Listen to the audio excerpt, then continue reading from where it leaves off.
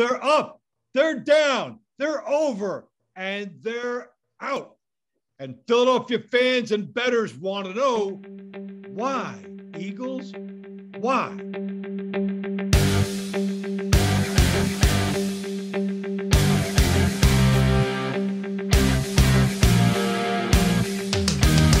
Hi, everybody. Welcome to Why Eagles Why. I'm Dave Bontempo. This is your weekly blood pressure pill / couch / group therapy session on the Philadelphia Eagles.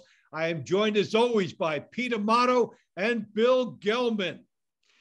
We break the show up into 4 quarters plus overtime. And please like and subscribe. Hit that bell notification for future videos. As we break the huddle, welcome, guys. It's great to see you again. And I like to start this off as we break the huddle with Gelman's Gold.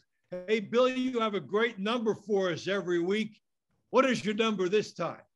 All right, guys, there were several different numbers I was looking at, but I think I'm going to go with the number 21. Not because I like the game of blackjack, but because that's 21 points the Eagles left on the board this week. Any idea why there was 21 points left on the board? I'll vote for penalties. Ding, ding. That was right. They scored those 21 points. 3 touchdowns were called back, all for different penalties, 3 different players, and they only got 2 field goals out of it and a turnover on downs. So you look at that final score, hey, those 21 points, and they make a difference. And it ends up because what it came down to is they were trading touchdown for field goals with Kansas City. Kansas City was getting all the touchdowns and Eagles settled for field goals. Yes, the offense looked better this week, but you can't. The penalties keep killing them. And Sirianni said it best at his hosting press conference when he said the self-inflicted wounds have got to stop. Week after week, we keep touching on this. And it's this week, I believe it was 9 penalties for 49 yards. Did I get that number right?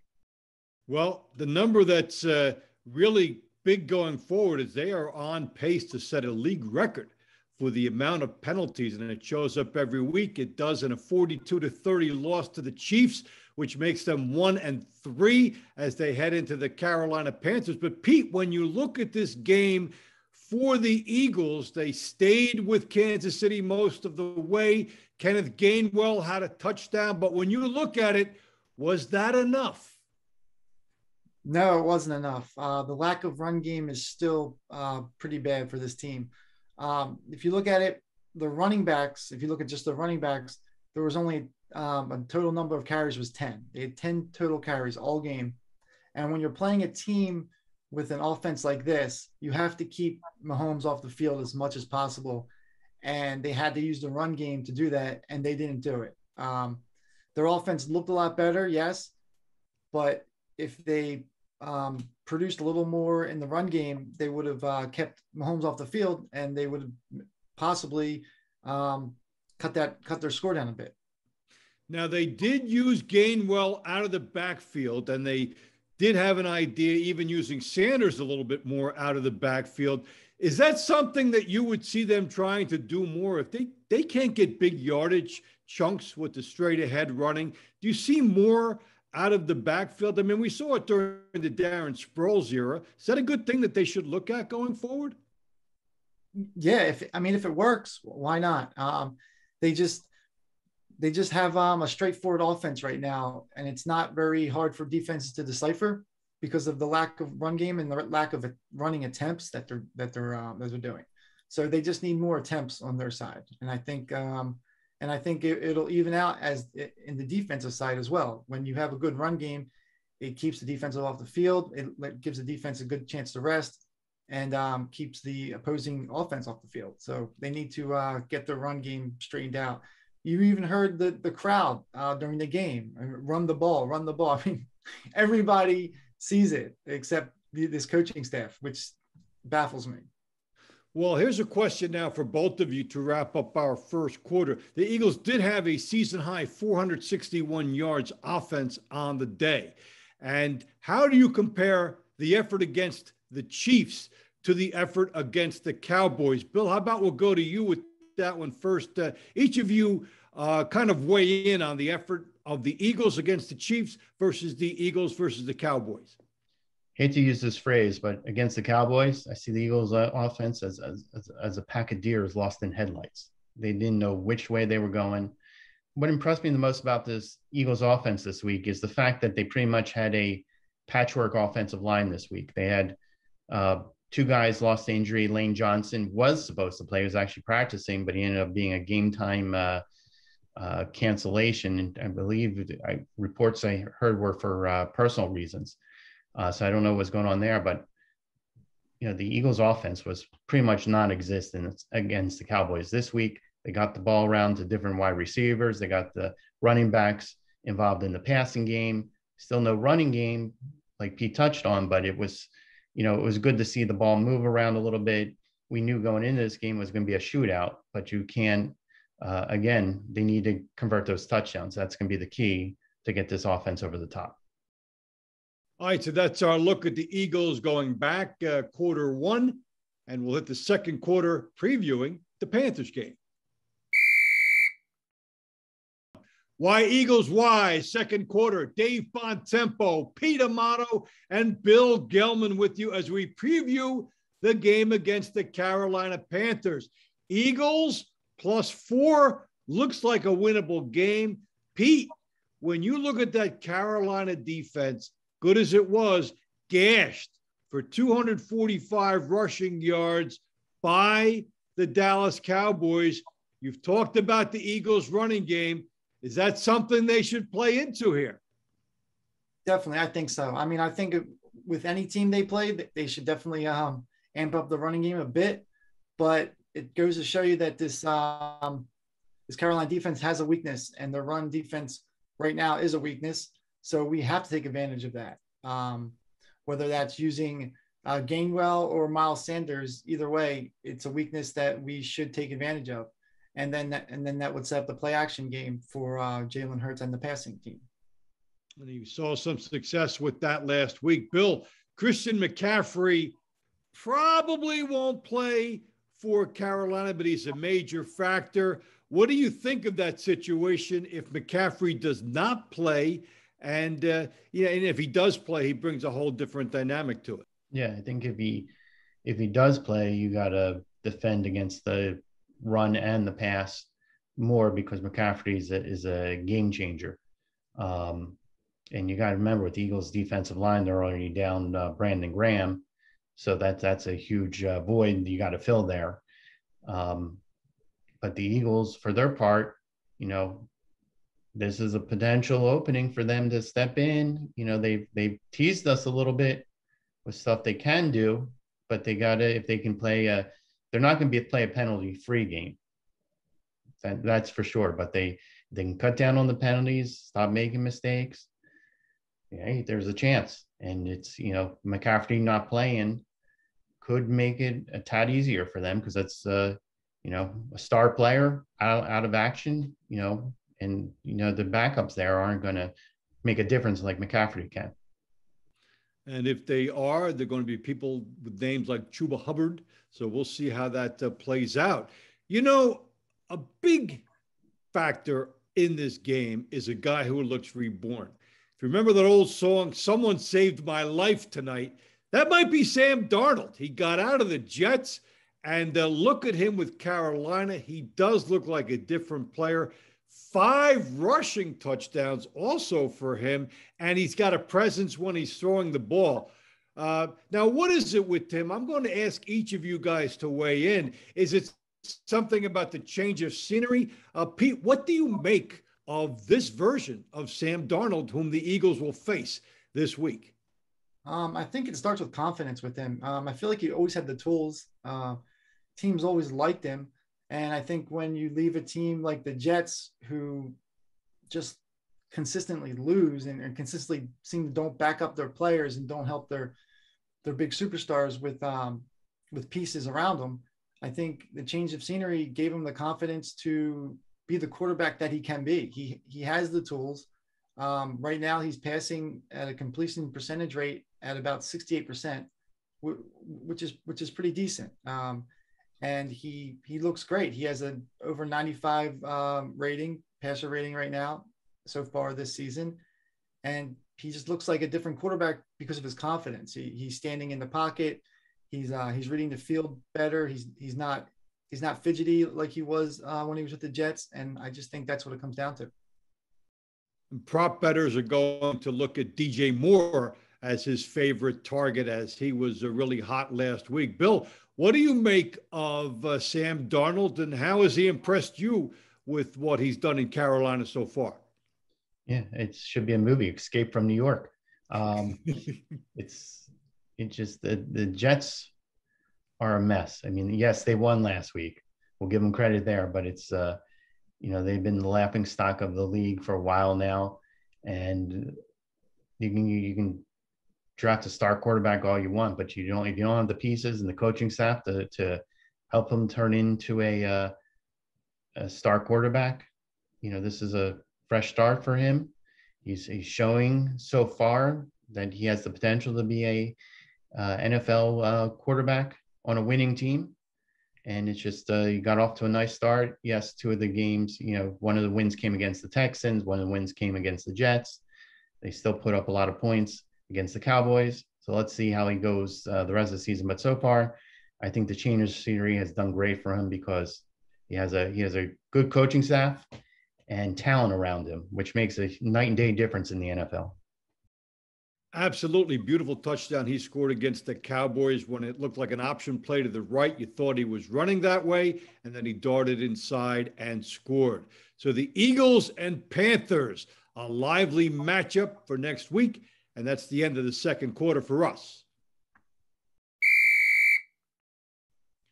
Why Eagles? Why the third quarter? And we take a look around the NFC East, which was an NFC beast this week with 3 wins, and chief among them, the New York Giants, rallying from 11 points down to tie the New Orleans Saints and then beat them in overtime for their first win. And Bill, we talked about Saquon Barkley needing to look like himself for the Giants. He scored the last 2 touchdowns for them and did look like the Saquon Barkley we've known. Yes, it was good to see him come back to getting healthy again, showing his old form before he had that season-ending injury last year. But 126 total yards of offense for him, 2 touchdowns, one of them the game winner, one of them, made the game well within reach again. So he'll be good to see if he can continue this heading into the rest of the season here. But if you have Daniel Jones going and Saquon Barkley, those are 2 key cogs to that Giants offense. I just hope they don't get too good, because then I have to hear my wife say, "How many rings does your Eagles have?" But guess what team she roots for? There's always that inter-family rivalry. And for the bettors, there's 2 ways to look at Barkley's touchdowns. One gave them the cover, as they were 7-point dog, and one gave them the money line win. Hey, Pete, we talk about Daniel Jones, a career high day for him, and he had a different look about him in the New Orleans game. I'm sure you picked that up. Yeah, he definitely came of age in that game. 402 yards, 2 touchdowns, and an interception, career high for him. He looked like a different quarterback. He was going against a okay defense, not that great of a defense, but still he did look like a different quarterback. He found different targets. He used his run game like they should. Saquon Barkley is easily one of the most dominant running backs in the league. So the Giants use the run game like they should to play off the play action pass, and gave Daniel Jones a little more time behind that offensive line to find his targets. With that said, I still don't think it's enough to beat Dallas this week. I still think Dallas has a lot of playmakers on defense that's going to kind of shut Daniel Jones down a bit. He's not going to give him that chance like he had against the Saints to put up that amount of points. Dallas is locked and loaded. When you look at what they did to Carolina, trailing at halftime and then putting up 21 third quarter points. I love this tight end Dalton Schultz for the Cowboys, by the way. They go to him and they do such a good job at the line of scrimmage disguising their play. So he just floats out there all by himself. And so the Cowboys about a touchdown favorite against the Giants. We'll see if they carry it over. The other game involving the NFC East, Washington and New Orleans. Now, Washington stole a late victory against the Atlanta Falcons last week. And Pete, they did it with their offense, but their defense is a little bit shaky. This was one of the best in the league last year, and we're not seeing it right now. No, their defense has gone from elite to embarrassing. They're in the bottom of the league right now in defense, and nobody can really explain why. There wasn't really any huge trades or they didn't let go of that many big players. So I think it comes down to the players executing, and maybe in the offseason they didn't have enough time to kind of get on the same page. They may have a new playbook. So Ron Rivera has to kind of whip them into shape like they were last year. Like Bill said, since they're in our division, I hope he doesn't whip them into shape too much. But yeah, definitely seeing a different defense, and nobody really can explain why. Well, a couple betting angles here to that. One, they have their games have hit the over 3 games in a row. So the gamblers get right in onto those angles and start to play them. So that's interesting to look at. And the other one is the prop considerations. Now, Bill, you and I talked early in the season when Taylor Heineke became the quarterback for Washington, and Terry McLaurin is his favorite target. That starts to emerge. And now McLaurin's getting in the end zone, and these guys look very good together. Yeah, no, he was McLaurin was a very good wide receiver heading into the season. But you need that quarterback to wide receiver chemistry, which if you look at the Eagles, they really don't have that yet. You don't know of the Eagles wide receiver who's gonna be the number one target between Devontae Smith, Jalen Reagor, or Quez Watkins. But it's once you have it, you have that target you can look to. The flip side of it is, if you throw it to him too much, that wide receiver is going to get double coverage. You take him out of the equation. So right now it's working, but let's see what happens when they go up against the tougher defenses, because obviously last week wasn't one of the tougher defenses. I'll toss this wild card in here because I talked about Dalton Schultz for Dallas.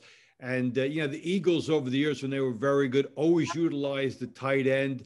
What do you think of the way they are using the tight end? How much more should we see from that? Or what do you think of the way the tight end position is being used in this offense? Yeah, so it's I think Dallas Goedert is definitely showing promise. He's still young, but he's a target that Hurts should be able to rely on. Hurts is he's towards the tail end of his career. I don't think he even expected to be back this year, but they're still getting him involved in the offense.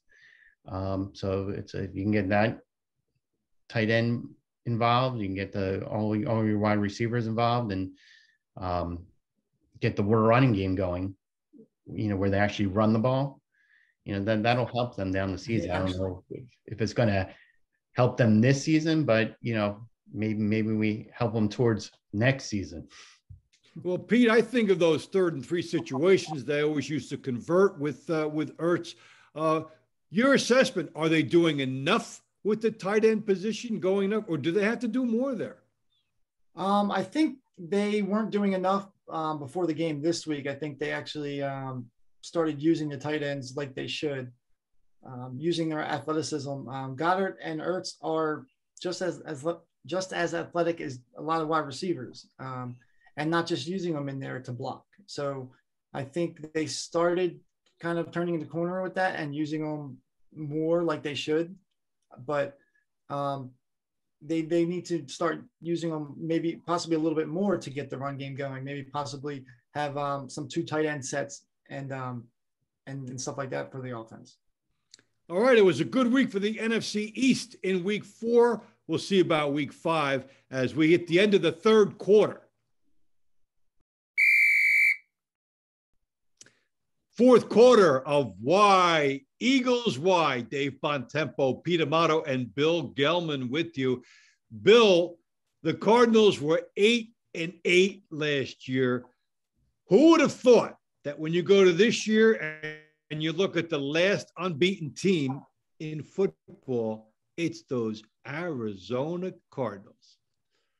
Yeah, I'm shocked because if we go back to last week's episode, what did I say? I said the Rams would have no trouble covering the spread at home against these Cardinals. What the Cardinals do? Absolutely destroy them in Los Angeles, 37-20. They actually had the second highest point differential at plus 55. The only one that has a bigger plus point differential is the Buffalo Bills, who are plus 90. So here we are, a team that didn't make the playoffs, who has they have a Kyler Murray is really coming to his own as an NFL quarterback. DeAndre Hopkins, stud wide receiver. And their defense is, I would put their defense up there among the most elite in the league right now. So I'm eating my words this week. Cardinals, you gave my respect. And well, Pete and I both put our mortgage on your pick, so but don't worry about it. The street is not such a big mistake there. Hey, but one of our features, we call it Pete's Picks because Pete's been on a roll and finding some very good selections. And Pete, you're 4-0, not to put the jinx on you, but you are 4-0, and you like that Cardinals game also. Yeah, I do like the Cardinals. They're showing that they are an elite team in the NFL, and I think the 49ers are showing that they're kind of in a rebuilding type phase. So I think the Cardinals giving 5 points at DraftKings right now, I think that's a good line. I would definitely take the Cardinals in this one, giving the points. Like I said, they or like Bill said, they pretty much did what they want against a supposed top team in the league at the LA Rams. And I think they're going to have a very easy game when they go against the Niners this week. Pete has been making some gutsy calls. He took Cleveland last week on the road in Minnesota and giving points, and they prevailed for him. Couple thoughts I like on a couple of games. One, of course, we've got Kansas City and Buffalo, so that's a rematch of the AFC final, and it is a Sunday night game, so that is must-watch TV. And I'm curious about something. I'm probably going to bet this just based on misdirection. When the Pittsburgh Steelers and Denver Broncos play, that over-under at DraftKings is 40 and went down to 39.5. Each team is 0-4 on the over. All of their games have gone under, and at some point it has to change. So I took a little bet on 39.5 that it goes over. I even teased it down to 33 to use it with something else because at some point there has to be some offense between these teams. So that's our look around the league, games we like, and we'll come back and take a look at overtime. All right, it's overtime. Why Eagles? Why the Eagles at the Carolina Panthers? It's a game that sets up well for them. I'm going to look very closely at that 4 points. How about you, Pete? What are you thinking going into this game? I do like the Eagles in this game. If they can kind of piggyback off of how they did last week and get rid of some of those penalties and some of those mistakes, I think this will be a nice win for them. But they need to establish that run game, establish the run game. That's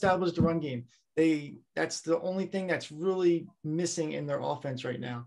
They need to even that number of run plays to pass plays just a little bit. It doesn't have to be 50-50. Of course, it's probably never going to be 50-50, but just kind of even it a little more than it is. And I think Dallas showed you last week that Carolina can be run on. So I think the Eagles have a good chance to win this game, and they need to win this game because the rest of the season does not get any easier for them. Hey, Bill, what are you leaning on? What has your attention going into this game? I just think, piggybacking on Pete's point there, I just think this is of the upcoming games for the Eagles, this is probably the most winnable, best chance for them to win, because they teased us a little bit, excuse the sports betting term, pun there, but they showed potential to move the ball around, again, get the wide receivers involved like they did against Atlanta. They need to do that again. And I think the fact that they had 3 touchdowns called back last week, if that doesn't motivate them in practice to be more disciplined in this week's upcoming game, I think you have that burning. This team will come to play if they give them that extra edge to win the game outright. I'm not making a prediction because my predictions haven't been hot, but I'm in the back of my mind, I'm thinking this could be a winnable game for the Philadelphia Eagles. All right, so when the final whistle sounds, there will be one of 2 sentiments for their fans. 1, we were all over it, they won. Or 2, why? Eagles, why? For Pete Amato and Bill Gelman, this is Dave Bontempo saying thanks for joining us, everybody, and we'll catch you on next week's episode. See you then.